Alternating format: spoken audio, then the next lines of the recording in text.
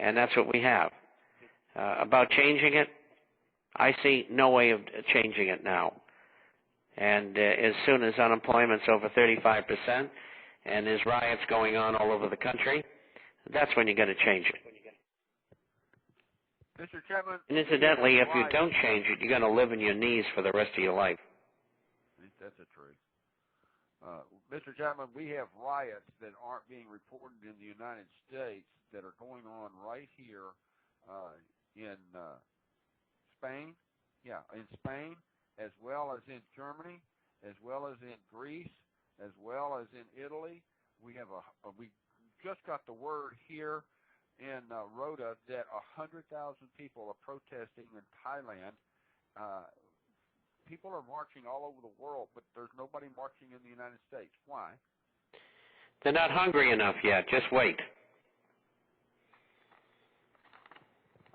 You got to remember that the system is there, but half the people in America don't even participate in the system. Half the people in America are illiterate. So, you know, what more would you expect? When they're hungry, they will act. Mr. Chapman, we have, at the present time, we have a black president, a vice president that is white. If something were to happen to the black president and the blame was being posted on to the patriot community of the United States, do you see a racial war in America? I don't know, and quite frankly, I don't think so. It's a hard one to call, but I don't think so, and I hope not, and I'll tell you why. Because we're black people in America, who will use the word revolt because they felt that bad white people had killed their black president. They don't stand a chance. They're outnumbered 10-1, and that's a minimal figure. So I don't think they want to do that. It's suicidal. And so if I were them, I'd try to find out who did it and, you know, get some kind of justice. But we don't want them to do that, and I don't want them to do that. But it is very possible that these people behind the scenes might do just that, like they did with Jack Kennedy, and assassinate him to cause such an incident. And you don't want to go for that bait, whether you're black, white, brown, yellow, or green. Don't let them suck you in. You only move when you absolutely have to move. Betty in California says, Mr. Chapman, given the bailout cost, it is now clear that the equivalent of the nation's entire economy has been plundered. The current cost of the bailout, according to your figures last week and what I've been able to put together since last Thursday, I see the guarantees are exceeding $13 trillion with no end sight. When is the government or the rest of the nations of the world going to put a finger down and say, we're not going to take this anymore? Well, they already have.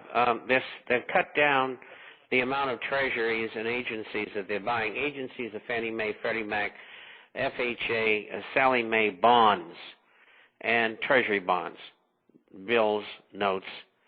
And they've already cut back. That's why the Federal Reserve recently had to purchase $300 billion worth of treasury paper from the treasuries. Now, when they purchase the paper, they make the money up out of thin air. They credit the account of the treasury and debit their own account. They take the bonds, they can hold them, they can lend them, or they can sell them in the market. It's called monetization, and it's very inflationary. And they're going to continue to do that. I figure that by the end of the year, there will be an absolute minimum of $1 trillion monetized. By the end of next year, I'm looking for $4 to $5 trillion. And why? Because foreign nations that have dollars don't want to buy that paper anymore, and they showed that to us in February. I don't know what March figures are like because they're not out yet. And that's why they had to do that. And also they're going to have to raise the yield, and we'll use the 10-year U.S. Treasury note as an example.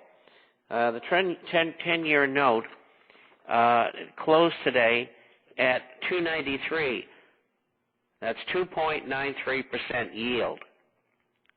I expect that to be 3.50 or 5/8 of a point higher by the end of the year. Now that means that the Treasury, in order to draw investment in, has to pay more money.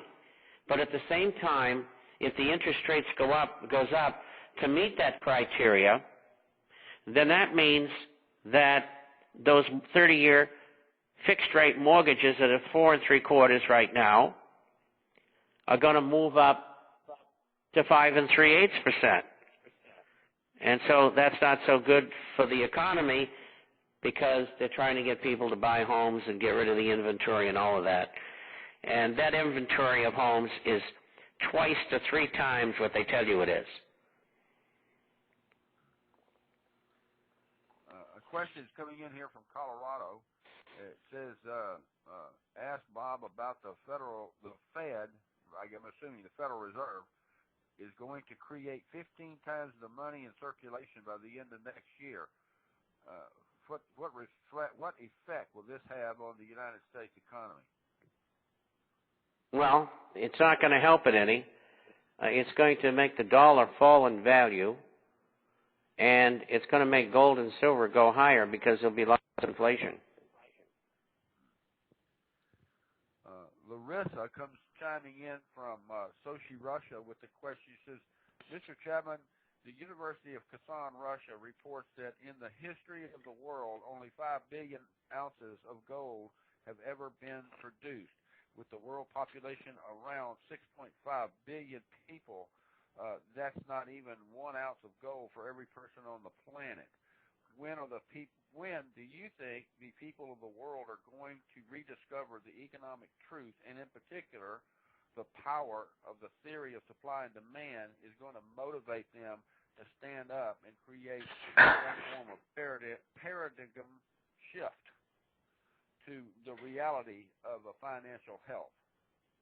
Well, first of all, only 15% of the people will ever discover what's been done to them. And out of that 15%, maybe 10%, in other words, out of 100%, 10% will buy gold and silver related assets and save their assets. The other 5% won't act on it. The other 85%, they probably never will get involved. They'll lose everything, just like they did during the Depression. People, they're very, very stubborn to make change. And if they won't make change and think outside the box, in other words, the headline on CNBC or the New York Times says, don't buy gold. Okay? And the people say, well, why are they telling us that? Well, I guess we shouldn't. And they don't do it. Because they don't listen to alternative radio. They don't go on the Internet. So they don't know what's happening. The Internet is a tremendous source. I mean, I couldn't do today what I should reverse that. I couldn't do during the 1960s, 70s, and 80s what I can do today because today we have the Internet. I'm reaching millions and millions and millions of people every week, all over the world.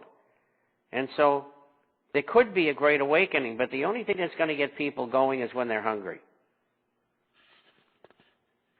From Pensacola, Florida, Mr. Chapman, I can't tell you the branch of service that I fly for, but I just brought a general back from the European Summit, and I'd like to know what really, in your eyes, what really happened with the G20 meeting in London last week. It doesn't seem like the United States got a fair shake.